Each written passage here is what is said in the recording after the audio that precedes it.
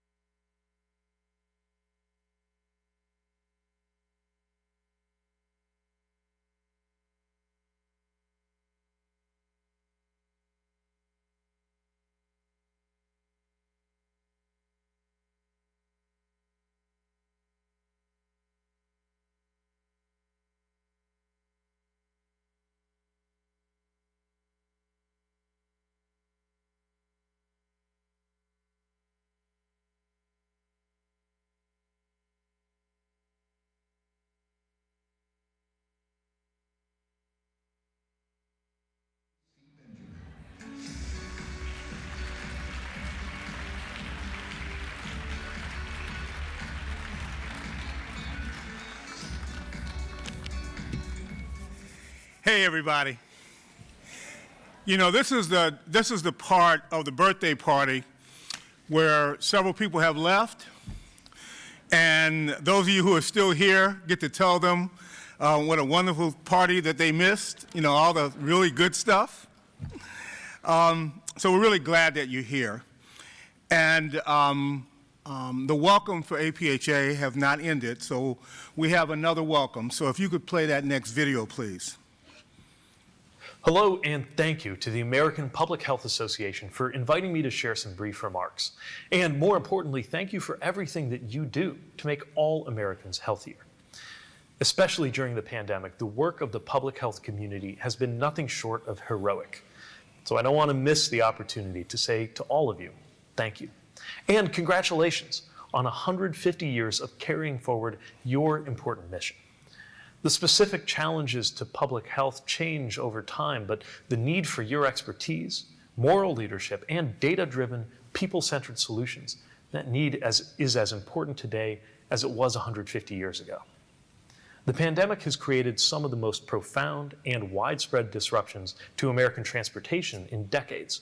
But with resources through President Biden's bipartisan infrastructure law, we're also in one of the best moments ever to modernize the transportation systems that will serve Americans for generations to come.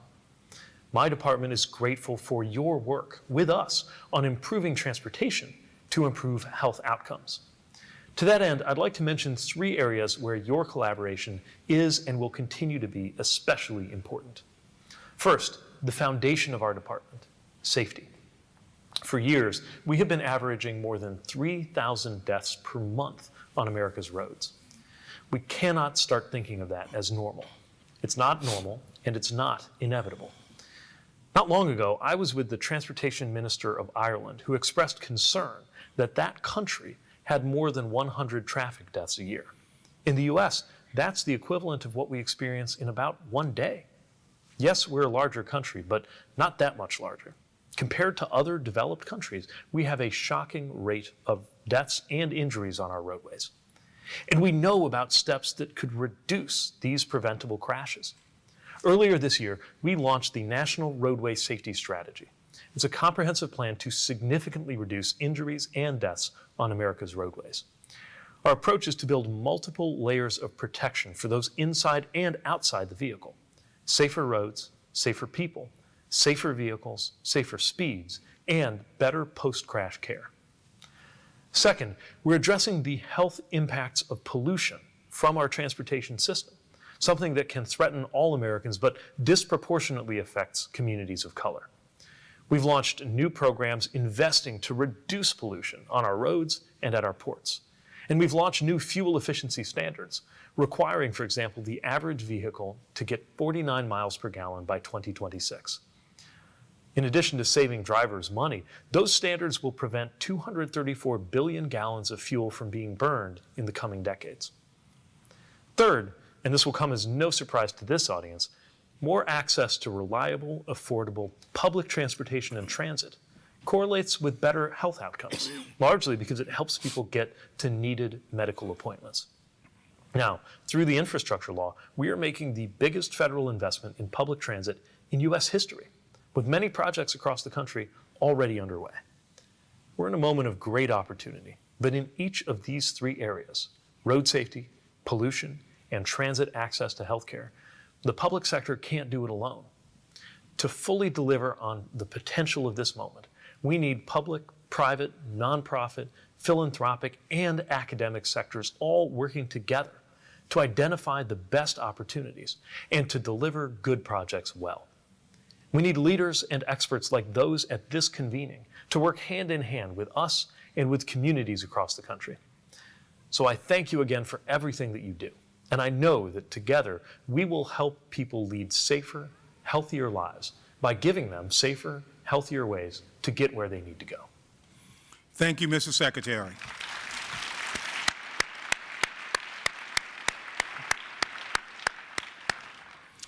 Ladies and gentlemen, the President of the American Public Health Association, Dr. Kay Bender.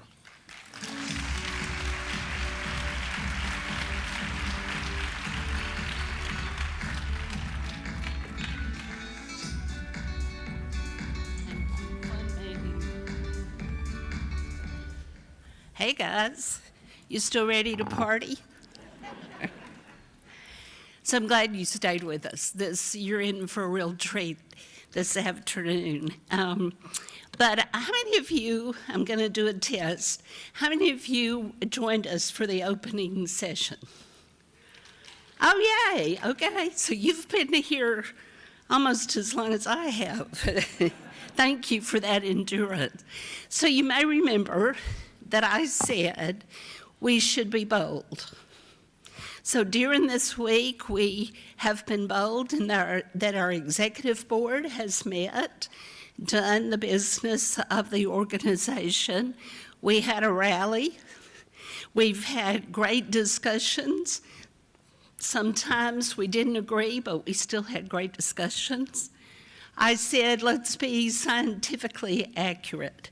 We've had a record number of scientific sessions. Our governing council used science as the basis for the policies that were passed, and we've had a number of poster sessions and discussions in the hall. I said to be kind.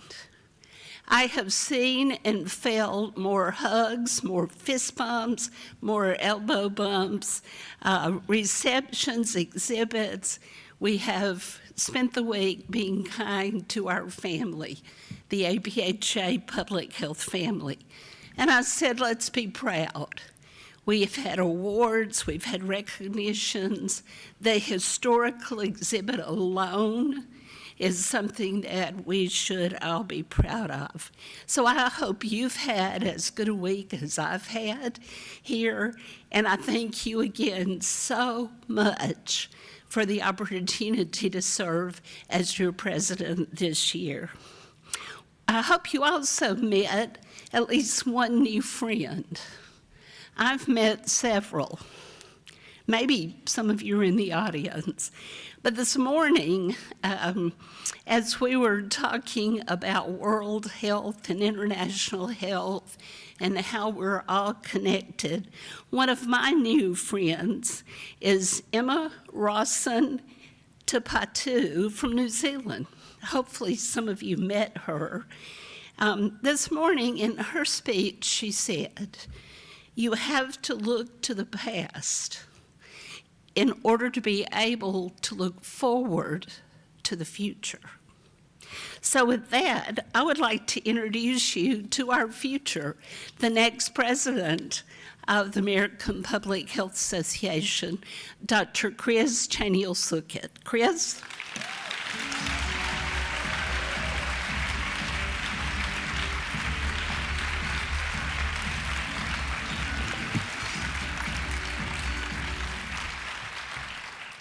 I'm going to take a moment of personal privilege.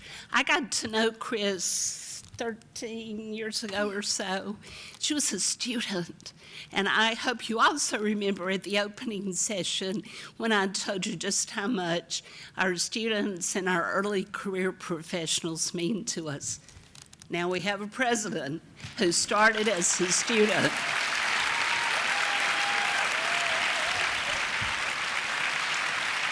So they also told me the last thing I could do, at least today, would be to give Chris some advice. So I have 3 pieces of advice. One is you're going to gain about 25 pounds. These people will feed you as you go to see them. Second, here's a Starbucks gift card. You're going to need that for all the late nights in the airport. Yeah. And lastly, I want you to enjoy this year, so be sure and stop and smell the roses.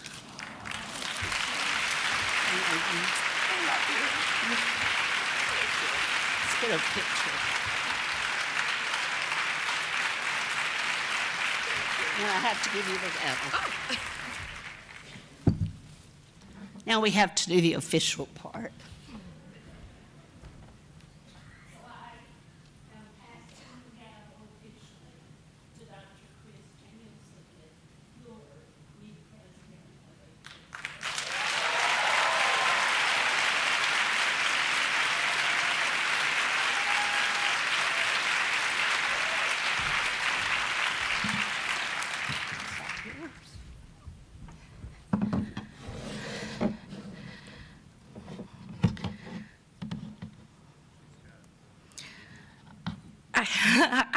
I didn't know we got gavels. Wow, I can't thank Dr. Kay Bender enough. From the first moment that I had the opportunity to meet her, the honor to meet her, and then to be able to work alongside her, thank you. You have supported me, encouraged, inspired me, mentored me, but she's also hilarious. She makes me laugh until I cry at times. And so I'm hopeful as I embark on this year to be half as incredible a president as you are, Kay. Thank you for all that you have done and you continue to do for public health and for each of the thousands of us APHA members that stand together for health equity. It's likely not obvious, or maybe not really obvious to all of you, that I'm really quite nervous as I stand here before you. but I am. But because of you, I'm emboldened to do so. Being here amongst thousands of public health heroes, because each of you are. You're heroes to your family, your communities, your workplaces, your faith spaces. You're a hero to me. Being here amongst you it's what makes it impossible, is what makes it possible for me to stand here and to embark on this year. To say, as many do, that I stand on the shoulders of giants, well, that's an understatement. For the 150 years that APHA has fought for public health, each president has made their mark. And there are many, some who are here in this room today, who I've had the honor and privilege to know and the opportunity to learn from, and the privilege to call a dear friend and mentor, and the great joy to text funny memes with, and you know who you are. And so I can never thank you enough for paving this way. And to all of you, the incredible members of APHA and our governing council who elected me, to the incredible APHA staff and volunteers, and then to our student members, because you know that the future is bright with these students. To all of you, thank you for the opportunity of a lifetime. As the eldest daughter of Thai Chinese immigrants, the first person in my family to complete college, a working mom to 3 kids, I know some of how critical our public health movement is for so many across the world.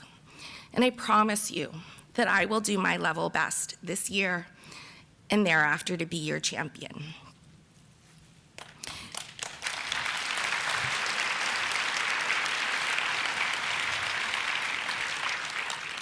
And as some of you know, I've had some moments recently where I've had far too much time to sit and ruminate and think about how precious our lives are and how little time we really do have here.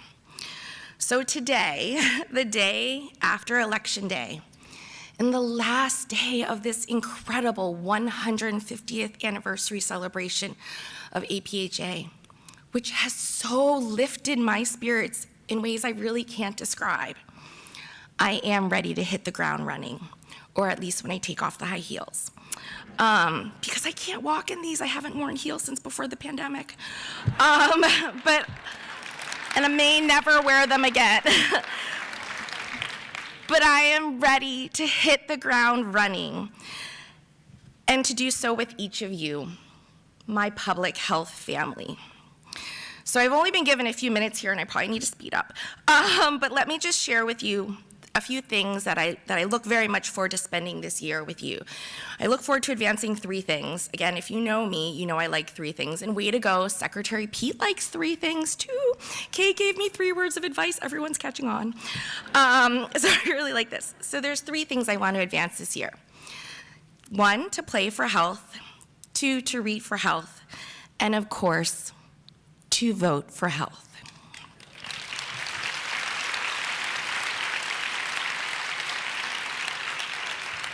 To vote up and down the ballot, to make sure that folks know that health is always on the ballot and that local elections matter. To vote in all elections and not just every 4 years. And by strategically working together, we will make this public health movement real. We will vote for health. We will change policies. We will break down long-standing structures and institutions that perpetrate racism and health inequities.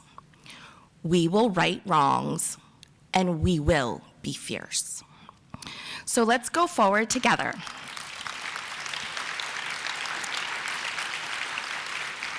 Let's go forward together fiercely, bravely, as one movement to make sure we vote for health. Again, always up and down the ballot in local elections so that together we can make health equity real for everyone.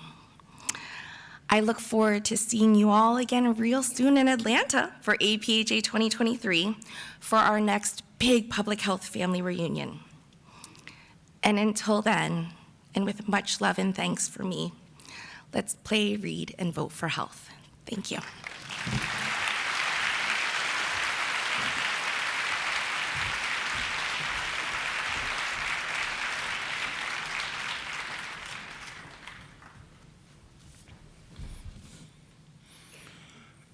Well, now I'd like to bring to the stage Dr. Lisa Lee. She's the Associate Vice President for Scholarly Integrity and Research Compliance at Virginia Tech. She was intimately involved in the APHA effort to craft the Public Health Code of Ethics. And we thought it was very, very important for us to have an ethical conversation today. So thank you very much. Dr. Lee.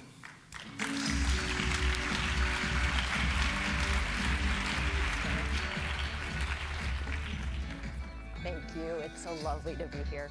Appreciate it. Good afternoon, everyone, and thank you, Dr. Benjamin, for that generous introduction. Thanks to all of you who are here at our very last session at the annual conference of APHA's 150th year. And of course, a warm appreciation to the esteemed panel who will come up shortly, with whom I am very excited to discuss my favorite topic, public health ethics. I'll be providing a few opening remarks, and that will set the stage for our conversation. Whoops, I gotta go back one. Okay, here we go. Thanks. So, public health's ethical lens. What is our ethical lens? Let's start with an exercise. Focus your thoughts for just a second on what comes to mind when I say the word ethics. Now, turn to someone near you, and without speaking, think about what they might have thought of when I said the word ethics. Do you think it was the same as what you were thinking? Or do you have a feeling that it might have been something different? I hear some giggles, which is a good sign. What you and your neighbor thought when I said the word ethics is as likely to be the same as it is to be different. But what I hope happens today, when we're all leaving this session, is that all of us have a common understanding of what we, the public health profession, means when we say ethics. As I wrote about many years ago, often when I speak about public health ethics to public health professionals, I hear comments that some of you might be thinking right now. Comments like, of course I'm ethical, I'm in public health. I care about the mission, I care about social justice. I really do everything in my life with ethics.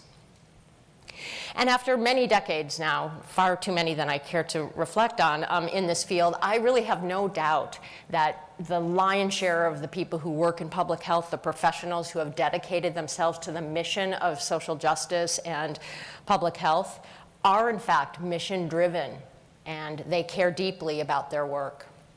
And when faced with a choice between right and wrong, would choose right.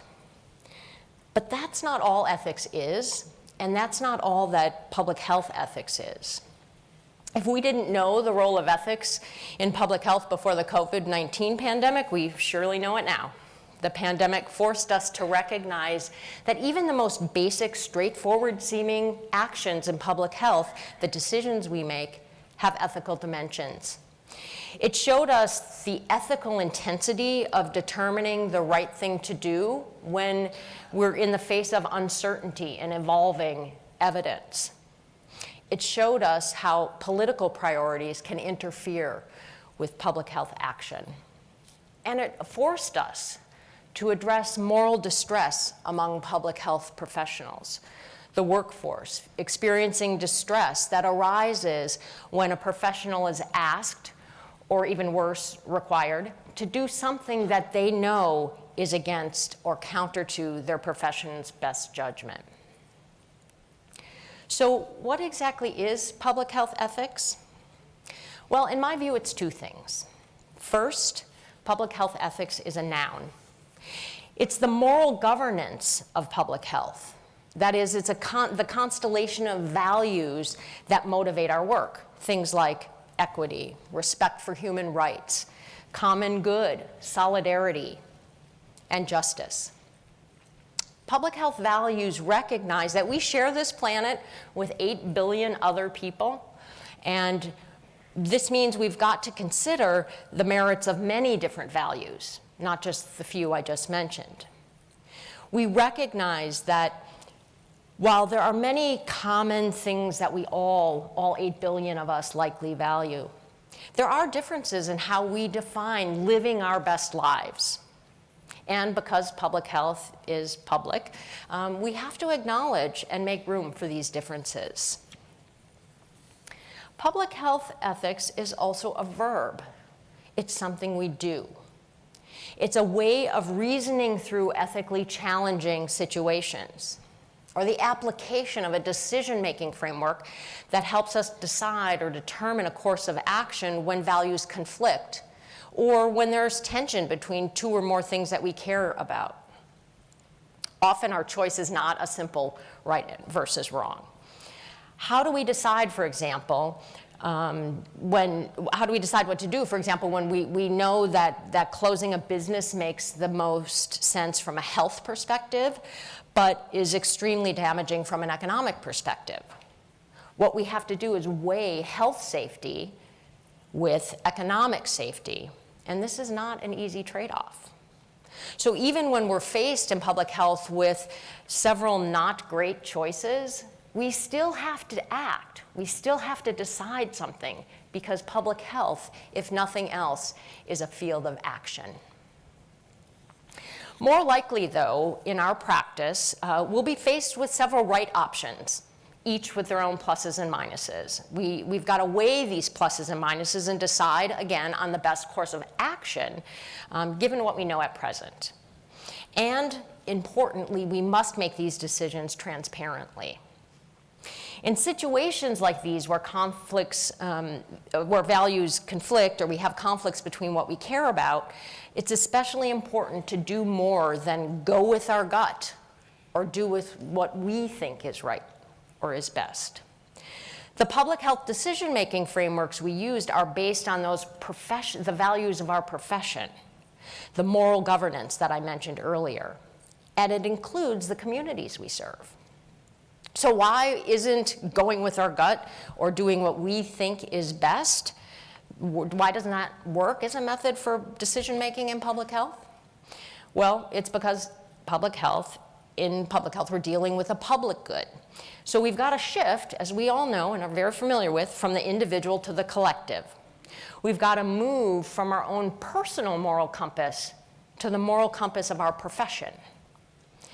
And this reminds me of a statement I heard many years ago, which has just stuck with me and I really love. I was working at CDC and we were concluding a site visit from ALAC. And many of you will know that this is the international body that accredits universities and other organizations that work with animals.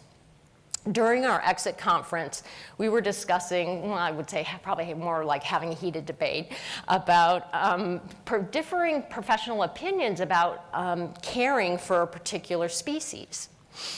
And one of our reviewers, Dr. Jim Swearingen, said something again that just has really stuck with me. He said, "Professional judgment is the judgment of the profession, not of the professional." And I think the same is true about ethics. The moral compass of our profession is what serves as guardrails for all of us as public health professionals. And these guardrails help us align our profession's ethical expectations. We align with that, and even at times when we think what we are doing is what's best. For an example of the danger of relying on our own personal moral compass, relying on what we think is best, as individuals. One need only to think about John Cutler, the US Public Health Service physician who in the mid-20th century conducted many syphilis experiments and syphilis research in both Tuskegee, Alabama, as well as in the country of Guatemala. His research was determined to be unethical, both by current standards, those things we care about today, as well as the standards of his time that were in place at that time. Over 20 years after his work ceased, Dr. Cutler continued to defend his work as, quote, necessary for advancing science. He thought that he was doing what was best for science. He valued scientific discovery above nearly everything else. He was following his own personal moral compass, and he was wrong. Would an explicit set of ethical guardrails like we have today have helped him separate what his own moral compass viewed as okay from that which his profession viewed differently? Well, we can't know that, as our public health guardrails weren't clearly articulated in the early 20th century when he was doing his work. But today we have these. In 2019, APHA adopted a new public health code of ethics following a 4-year profession-wide deliberation. The APHA ethics section, which was relatively new at the time, though as a SPIG it existed for many years, we as a section convened a multidisciplinary task force. We wanted to gather input, draft a document, and then engage APHA and all other public health stakeholders, including many of the folks who are here at this meeting with us, ASPPH, NACCHO, APHL, ASTO, CSTE, and members of the general public health community. The Public Health Code of Ethics describes 6 core values of our profession. It describes 8 considerations for public health decision-making, and provides a framework for how to incorporate ethics into our toughest decisions. It tells us, it shows us how to do public health ethics. And it's based on these 6 core values, and they include professionalism and trust, because trust is the currency of public health. The effectiveness of what we do, what we decide, depends on public trust, which we gain through decisions that are based on the highest ethical, scientific, and professional standards. Health and safety, because both are essential for human flourishing. Health justice and equity, because human flourishing requires conditions that provide equal opportunities for health for individuals and communities. Interdependence and solidarity, because the health of every individual is linked to the health of every other individual, and to other living creatures, and to the integrity of our environmental ecosystems. Human rights and civil liberties, because self-determination, privacy, and the absence of domination in its many interpersonal and institutional forms are critical for human and community flourishing. And finally, inclusivity and engagement, because informed decision-making in public health is decision-making that engages affected individuals and communities. This kind of decision-making will protect and promote flourishing among individuals, societies, and ecosystems. The Public Health Code of Ethics represents our field's moral compass. It's our message to each other about what we expect from fellow public health professionals, as well as our promise to the public about what they can expect from us. And infusing our values in all aspects of our work demonstrates our commitment to a more fulsome consideration of all aspects of public health action and decision-making.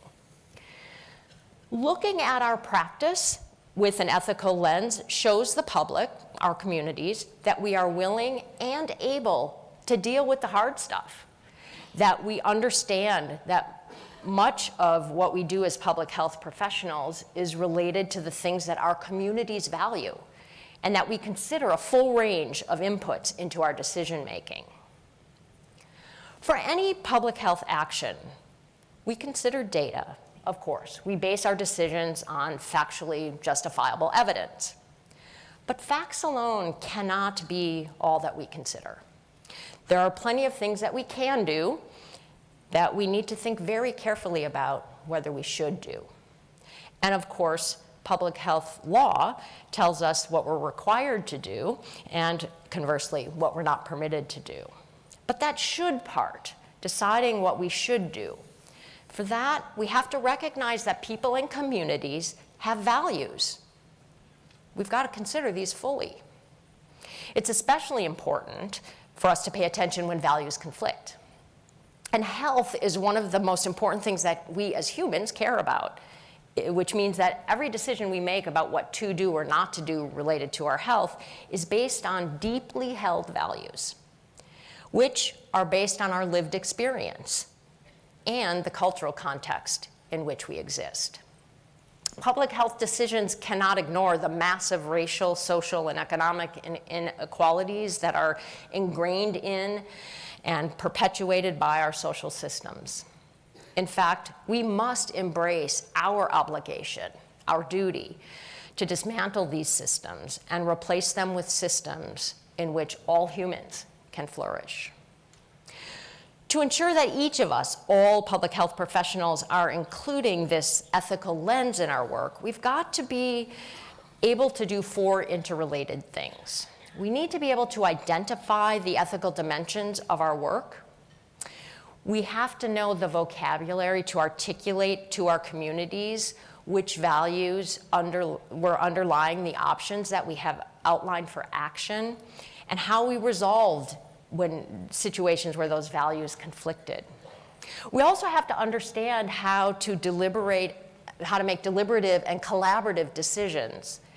And we can't forget that we must ensure that we continually evaluate the consequences of our actions and our policies, ensuring that we have the ability to incorporate new information, and when necessary, reconsider our decisions.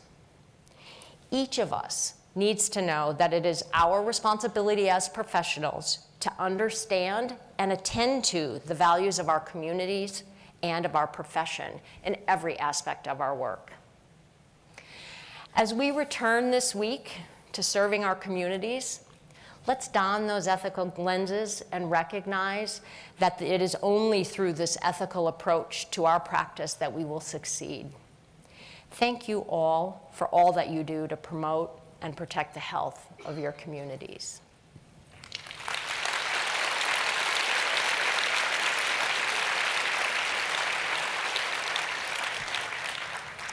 It is now my great pleasure to invite our panelists to the stage. And it is my great honor to introduce Dr. Howard Koh, the Harvey V. Feinberg Professor of Practice and Public Health Leadership at the Harvard T.H. Chan School of Public Health. More importantly, my friend. Howard?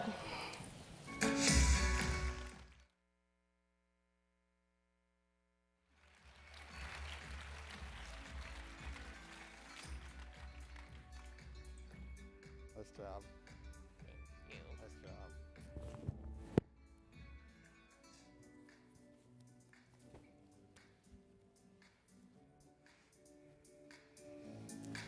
Very good. Thank you. That means a lot. Wow, there are a lot of people here. This is great. Thank you so much for staying to the end of this wonderful, wonderful gathering and listening to this very important session. Aren't you proud of Dr. Lisa Lee? Another round of applause for her.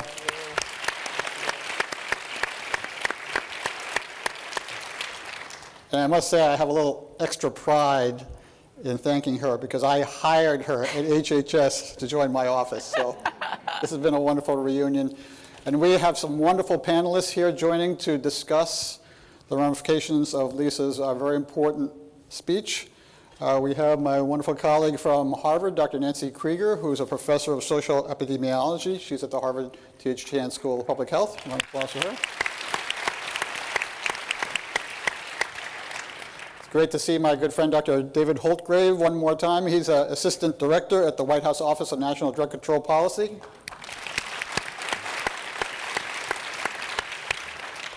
And we're also, of course, honored to have Dr. Reuben Warren here, who's Director of the National Center of Bioethics and Research in Healthcare at Tuskegee University.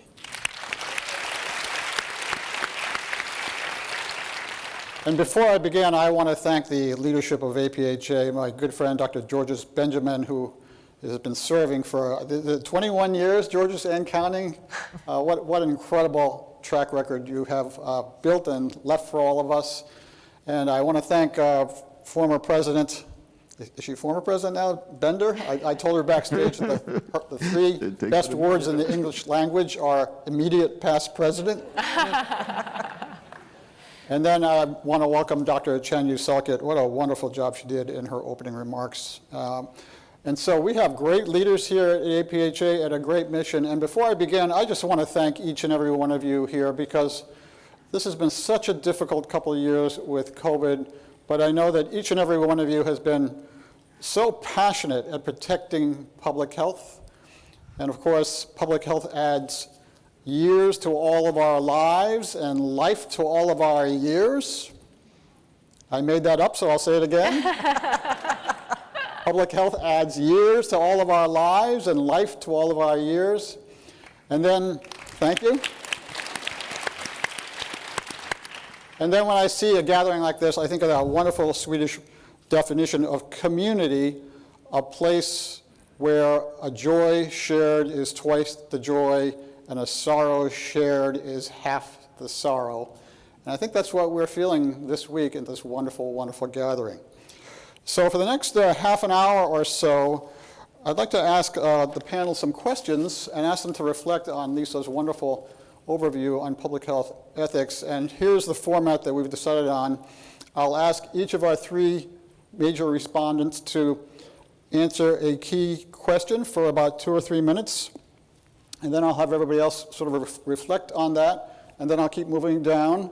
And then at the end, we'll have sort of a wrap-up and bring Dr. Benjamin back, okay?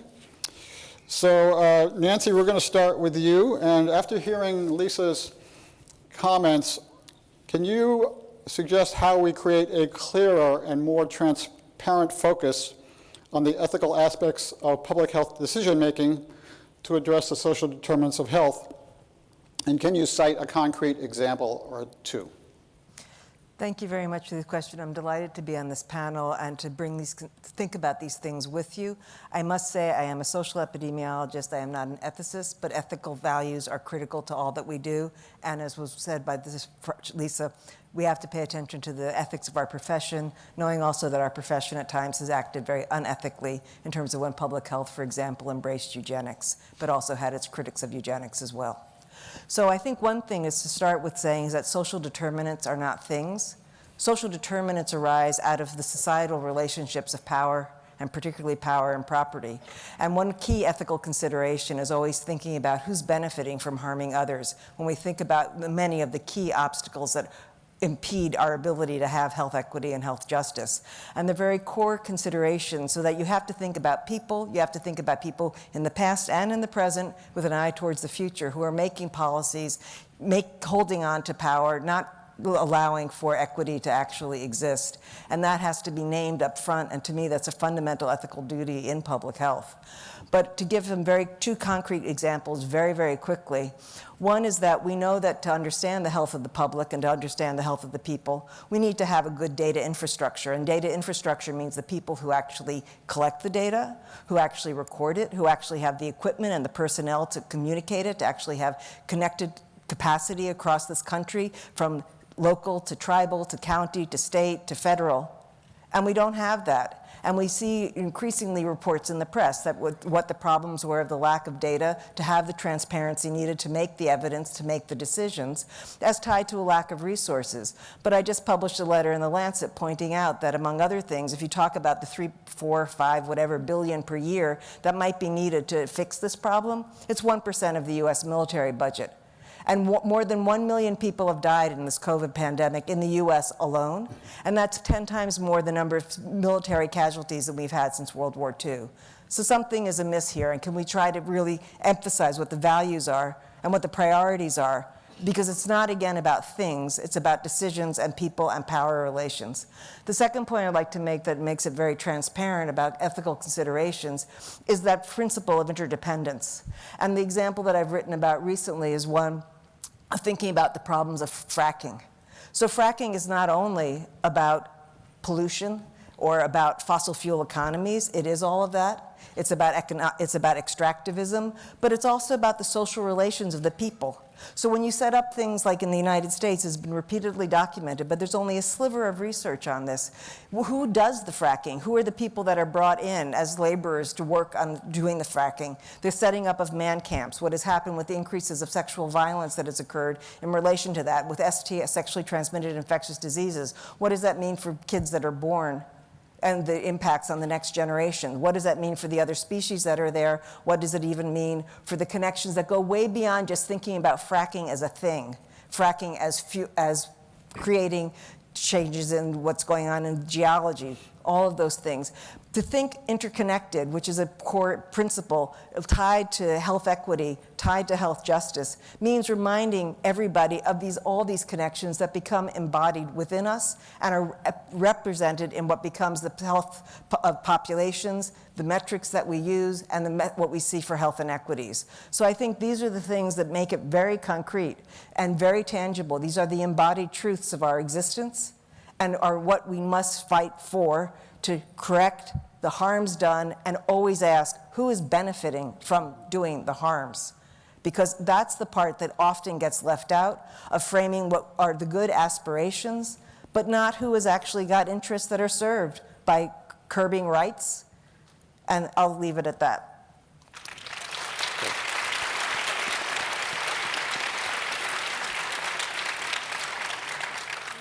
Nancy, thank you for starting us off so powerfully. David, do you want to reflect on that and also on other points of Lisa's presentation?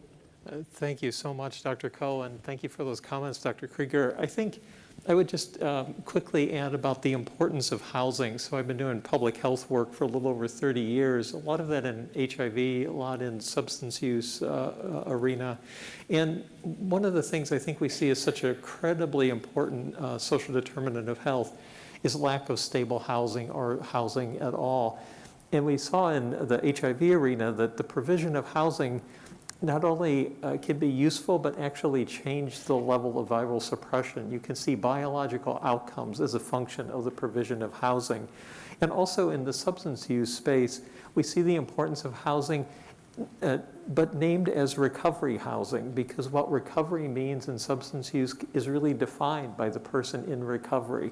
So what housing means in someone's life is really to their definition. How does the stability of housing help progress recovery? So I just wanted to add that brief reflection. Okay, great contributions. Thank you, David. Ruben, you want to add some comments? First and most importantly, I'm really pleased to be here and to look out at your wonderful faces, so that's encouraging. So thank you for showing up and staying here. From my perspective, I think the question of ethics and ethical decision-making, everybody I know thinks they're ethical. You know, and most know when they're not being ethical as well. But we need to, from my perspective, we need to operationalize what that really means. And so when I joined Tuskegee University to direct the National Center for Bioethics and Research in Healthcare, I found that I thought I'd been ethical all along, but I didn't have operational definitions, so I was just operating until somebody said, that's not right. And then somebody else said, that's not right. And I kept getting those, that's not right, and never thought about figuring out what was right in the beginning. So rather than react to ethical violation, we ought to be able to prevent them, and we've not done a good job at that. Every place I go since I've been at Tuskegee, somebody brings up the United States Public Health Service syphilis study at Tuskegee. They call it the Tuskegee syphilis study. That's wrong. So whenever you hear somebody say the Tuskegee syphilis study, you know they have not been in contact with Tuskegee. So change the paradigm, change your thinking. What I want to emphasize is we need a language that has been here, that we're using, but we don't know it.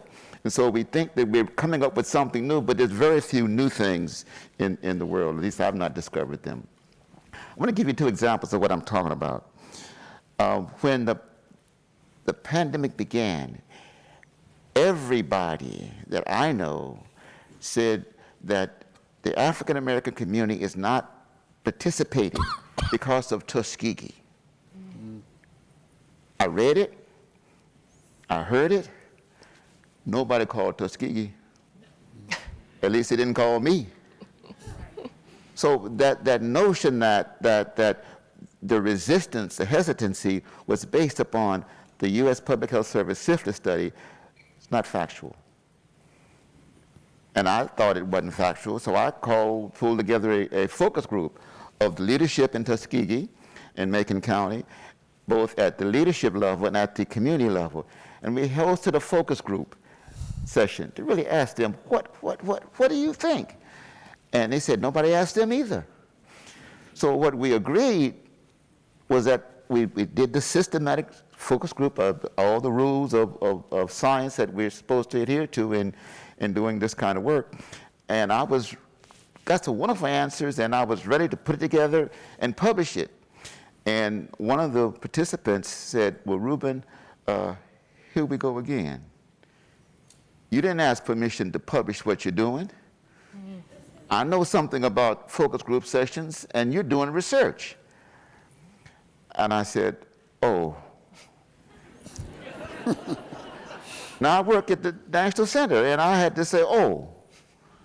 So what I had to explain was that I'm using appropriate scientific methods of focus groups. But I'm not fitting to publish anything now that you've told me that I shouldn't. So that work, those results remain in my office, and we use them in conversation, but you won't read that in the literature. That was the first principle. The other one that I've learned working with the folks in Tuskegee is that you need to adhere to principles of what I call community engagement first. When I got there, I learned about the language of bioethics, autonomy, benevolence, justice. And what I learned is it's not only autonomy, but it's community engagement in an authentic way. It's not only benevolence, beneficence. What's the difference? The intention to do good is very different than doing good. What I found in my work, I was intending to do good. But you know what the road to is paved with? Y'all know. You got it. So I had to back up and say, no, not only benevolence, but beneficence. Measurably, because I'm in public health, doing measurable good, doing good that you can measure. And the last and most important thing was this notion of justice. And everybody wants to be fair, whatever that means. But I had to embrace the notion of social justice, which I think is synonymous with public health. So I had to talk about a whole new language to go with what I thought I needed to do. So I would suggest that we consider autonomy, but also community engagement in a real way. Not outreach, but real community engagement. Beneficence in addition to benevolence. Measurably do good beyond your intentions. And social justice. And I need not say that to you because all of you, I believe, are in public health and doing social justice. That's the new conversation. Thank you. Thank you.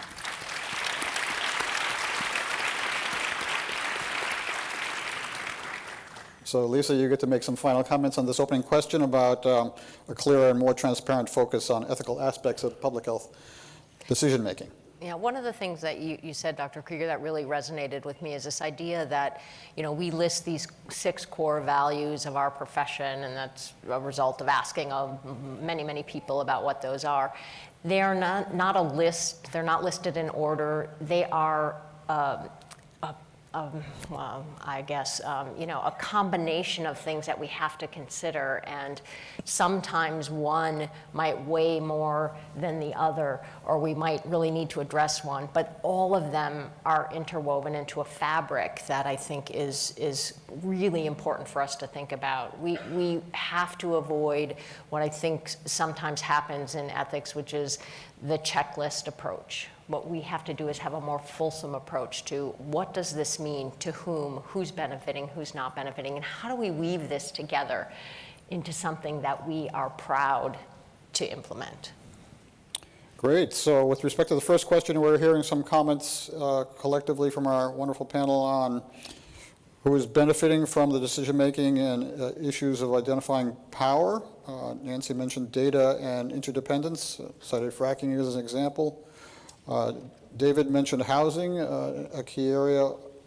If I can say, we have an initiative at our school on health and homelessness that I'm chairing, so the housing issues are something I'm thinking a lot about these days. It's getting a lot of national news in so many parts of the country right now. Ruben talked about the difference between intentions of doing good versus actually doing good, and very substantial community engagement, not just outreach. And then Lisa commented about how important it is to weave all those values together when you're doing decision making. Okay, so that was fascinating already. Let's move on to the second question. Ruben, I'm going to start with you. What are the benefits of making our professional ethical values more explicit to the people we serve? And can you cite an example or two? Yes, I think the important for me is communication and the language, because I didn't have the language. When I started my career as a dentist and then went on to public health, I knew I was doing right. I thought I was doing right. And then somebody would say, well, you're doing wrong, but I didn't know the difference between right and wrong outside of what they said. So I think critically important is to have a language that we can agree upon. And we've operationalized what is ethics. Everybody has a different perspective, but the point that I think is critically important in decision making is to agree upon, if not what is right, what is wrong. And we can more readily agree, we don't need to do that. And we can approach it very different. So I think decision making involves determining a framework so that we can decide together what is the best thing to do. And I think that starts with asking the question rather than providing the answer. And all too often we've got the answer, and sometimes there's no question that precedes that answer. It's just the answer we want to give. So I think the question that what we must do first is raise the empowering question, and that should be the foundation for all decision making. Okay. All right. Nancy, you want to reflect on this question? So ideas of ethics are tied to ethical theories, and we use theories all the time from different disciplines, from different standpoints that guide the way that we think. And that's first and foremost because theory makes things visible, and theory can also make things invisible. Eugenics made invisible certain populations who were denied their humanity and made very visible others that were considered to be the superior races. And so it's very important to understand where the theories fit in, because we have calls to be objective. And the thing is being objective when you understand something about ethical theories and when you understand other theories doesn't mean you don't have values. Objectivity in science arises from having people test ideas. Science is about public knowledge that is publicly tested, that is in the public domain and can be contested and needs to be replicated and validated. That's where you get the objectivity of science. But if you only have a very small number of people doing the science because of discrimination, not allowed to be part of the trained community that gets to do the science, or have kinds of science that are not funded or suppressed, you don't really have everybody at the table who needs to be at the table to challenge the assumptions that are built into the science. So having an understanding of ethics about who is supposed to be at the table doing the science that generates the evidence is what allows you to contest scientific racism. It's what allows you to contest scientific sexism. It allows you to look more deeply at the assumptions. And so ethical values are part of a framework, and understanding those theories are what allow you to understand what's behind the work itself that's saying this is work to be done or not to be, or to be suppressed, that is by whom. So I think it's really important to keep this in mind, that theories are powerful tools. They're intellectual tools that guide how we think. They guide how we reason, they guide how we test our ideas. And in science, back to the idea of the public good and the common good that's key in public health, is science is in the public domain. If it's not public, it's not science. Okay, thank you. Nancy?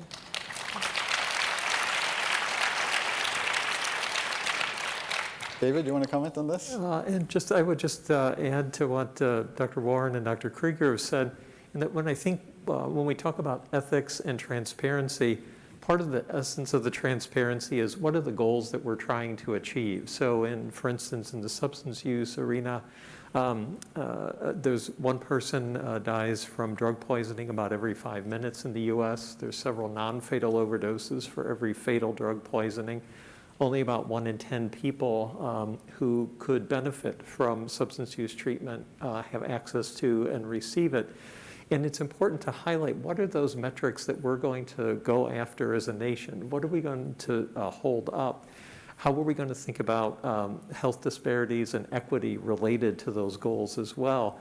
And I think one of the things that's really important to us at the Office of National Drug Control Policy is how to set those metrics so that they're available in the National Drug Control Strategy, but also that there's dashboards that are on the website that you can look at of is progress being made or not being made? And if so, what are the additional steps that need to be taken? There's a tremendous sense of urgency here. And because of the urgency, because of the number of people who are dying of drug poisoning every few minutes, we have to make sure that we're as transparent as possible and have dialogue about those goals and making sure that those are shared goals in our decision making. I'll stop there. Great, wonderful. And Lisa, you always get to be the last person here. Perfect. So one of the things that I think a lot about when I think about transparency with respect to values and ethics is not only do we have to connect with our communities where they are, which means we have to have a vocabulary, a common vocabulary to talk about values and ethics. And not everybody calls things values and ethics, even though that might be what they are. And so we have to really think about, know our communities well, find out what words they use to talk about what they care about. Because values are things we value, and those are things we care about, and we need to make sure we can do that. The other, in order to converse well, the other thing that really strikes me with respect to public health ethics is often we'll make decisions that don't seem ethically challenging, right? We're like, okay, the right thing to do is this, and everybody will agree, and we don't really have to have a big discussion about it. But we do have to talk to people about what values were driving our decision. So even if there isn't a big conflict, or even if we don't need a big deliberation about something, it's really important for us to communicate with our communities about not just the data, the evidence we're using, but also the values we're considering when we make decisions, even if those are uncontroversial. It's important for us, it's a good message for us to tell people we care about what you think and feel about what we're doing. So that's fascinating. So one of the, to summarize question 2 here, one of the benefits, we started talking about transparency and making values most explicit. That's what Ruben commented on, and talking about the importance of direct communication, explicit communication. And then Nancy talked about how that helps us understand theories better and then test those theories and understand who's at the table and do the science that's part of rolling all this out. David talked about making goals and metrics even more explicit and cited his White House experience. And then Lisa circled back to having discussions like this make our values even more transparent to everyone. So that's really important at a time like this, of course, as we try to go forward in this very, very polarized situation one day after the election, if I can say.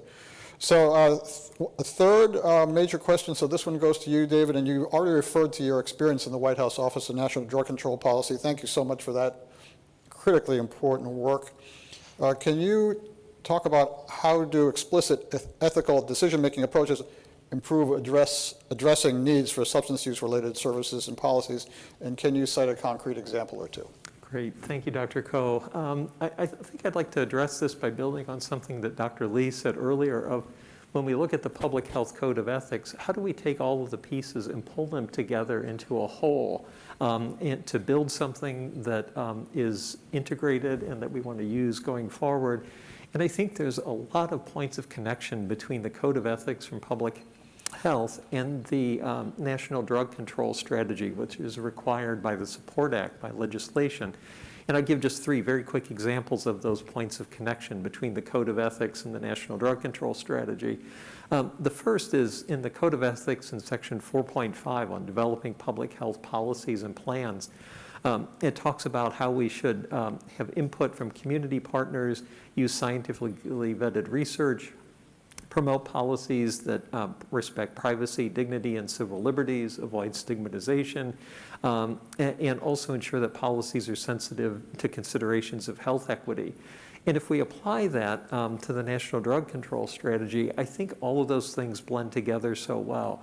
Over 2,000 people made comments that led to input to the National Drug Control Strategy. There's extensive evidence-based work that goes into all of the pieces of it to make sure that the assertions are based in fact and the best science available. There's a lot of highlighting of health disparities, equitable data, and the building of health equity in the strategy. And also, we see social determinants of health, such as recovery housing that I mentioned earlier, as highlighted. And also the goals that go with it are meant to be very transparent in terms of how they should be addressed. So that's just one part of the Code of Ethics that blends well with the National Drug Control Strategy. A second of the 3 I'll mention very briefly is section 4.2 to investigate health problems and environmental public health hazards to protect the community. So this is sort of getting ahead of early threats to public health. How do we detect them early on? How do we recognize them? How do we get ahead of them and maybe prevent them from getting worse?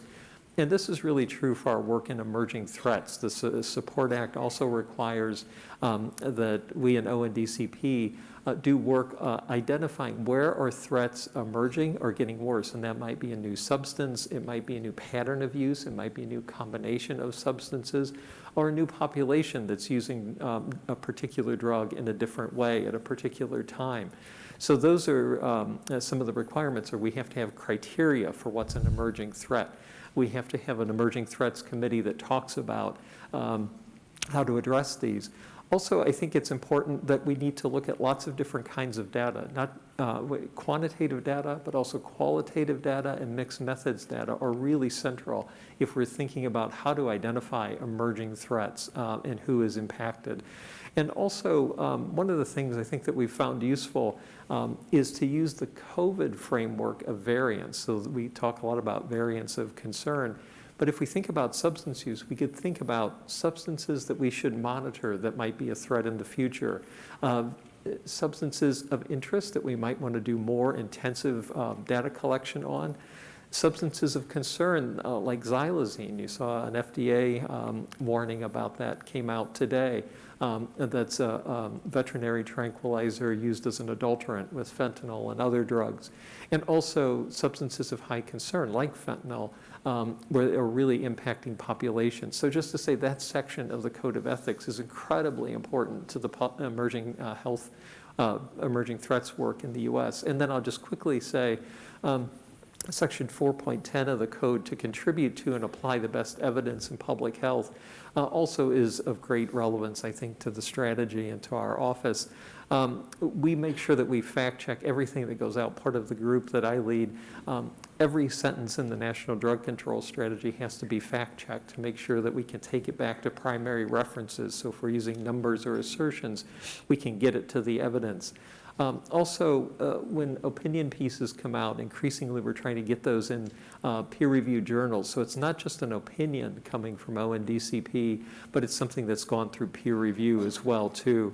And also, I would say translational research is really important when we talk about ethics and public health, I think.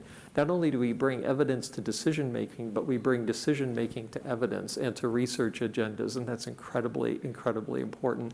And the last thing I would say is relevant to this section of the Code of Ethics.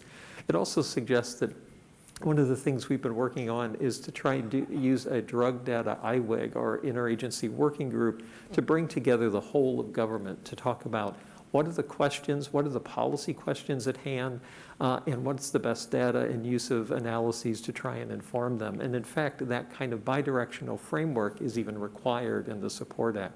So let me stop there, Dr. Koh. Great. Thank you for being so incredibly, wonderfully concrete to have all those sections identified where the ethics are explicitly identified. So that's very powerful. Thank you.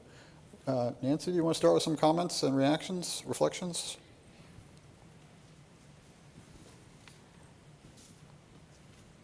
Again, I think that the extent that we can structure our questions and see who our frameworks are making visible and invisible to the problems and visible and invisible to who is causing harms is really important. And the ethical principles that have been articulated can help in doing that. Because obviously, if we were in a world where everything was fine, we would not be in the world that we are in now. And with the severe threats of climate crisis, with the severe threats of what the past 40 years of neoliberal economics have done, have wrought the extractivism, the ecological damage, the damage of human relations to each other, the framing of people as simply transactional relationships and not actually interdependent or societies and individuals within those societies, is really extracted great tolls on the health in this country and across countries and within other countries. And so that we need a framing of saying that if we want health justice and if ethics is leading us to health justice, it means asking those hard questions, not just, again, looking at who should be doing better, but understanding what the relationships are, the social relationships that lead to some groups being denied the resources and others groups keeping the resources that are often accumulated on grounds that are actually unfair and unethical. We have, in the spirit of 1848 caucus that I chair here at APHA, with looking at the links between social justice and public health, we had presentations that were looking, for example, if you want to talk about the housing, looking in North Virginia, looking at land grants that were made to original colonialists who came over in the 1600s, and what has been passed on from generation to generation. We get with an ethical framework, as well as linking that to the politics of health, an understanding of who and what perpetuates health injustice, as well as who and what is fighting for health justice. And these things become really important because it's about the material reality of living on this one planet that we share. And we have another world is possible, to use the Porto Alegre phrase, but it's on the one planet that we all share.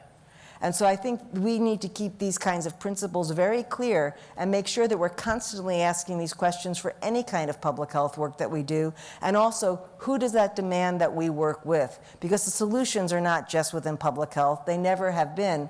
But public health can stand up for the health of the people and ask who is aiding it and abetting it and who is harming it. Thank you, Nancy.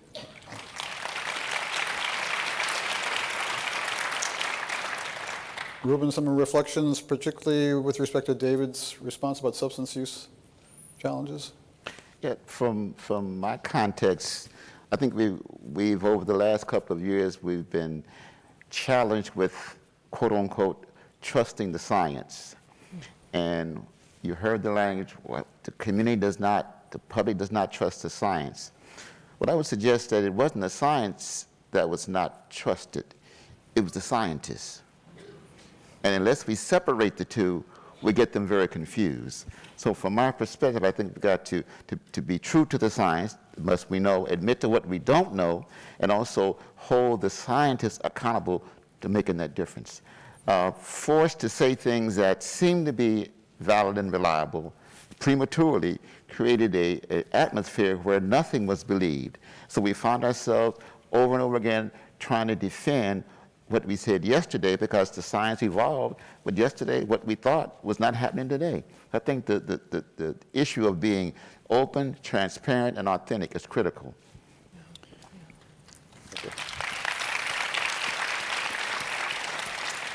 So Lisa, unfortunately, we only have 1 minute left. I can't believe it, but maybe you can make some final comments. And I think you gave all of us a charge to leave here and think about these issues more explicitly in our lives, in our community. So why don't you tell us more about that charge going forward. Thank you. Thank you all so much for this wonderful conversation. I'm just so honored to be part of this panel and just appreciate your insights into it. I think for all of us, we can sit on this stage and talk about what really matters. We can applaud for each other, and that's critically important. Our family in APHA, our APHA family, our public health family is really important to keep us all going. We have to take this exuberance back to our communities and let them know that they are in good hands. To Ruben's point, it is about trust, But in order to get trust, we have to be trustworthy. And how do we make sure that we are communicating that we are trustworthy? And one of the ways we do that, there are lots of things we have to do that, but one of the ways that we do that is to conduct ourselves clearly, transparently, in an ethical way with our community's best interest at heart. So I hope you all have a wonderful trip home and take a little piece of this with you and think about how you might be able to make a difference in your work by thinking about these ethical issues and communicating about those with the people you serve. So thanks. Big round of applause for our great panel here. Thank you so much. That was wonderful. Wonderful. So we're going to bring Dr. Benjamin back to help close this out. A big round of applause for Dr. Georges Benjamin.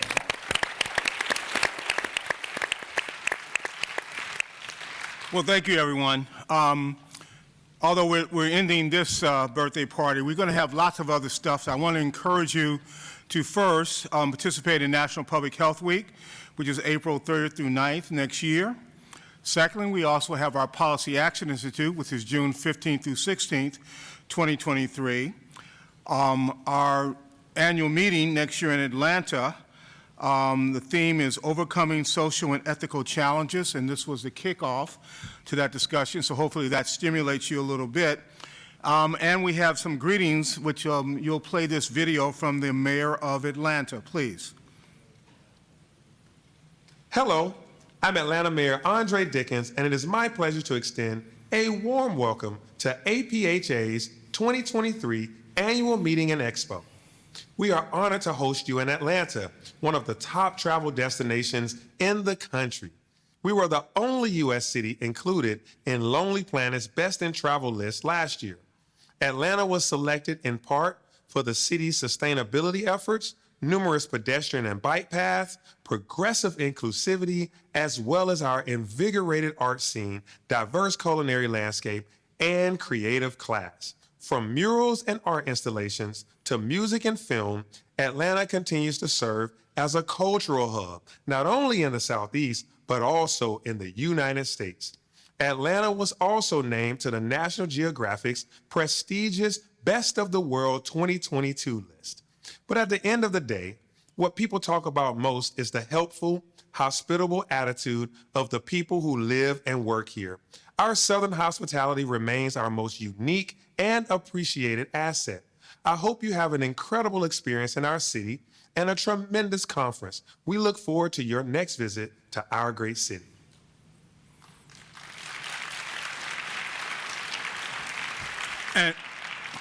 And finally, to the 12,500 of you who were here this year, we want to thank you for being here.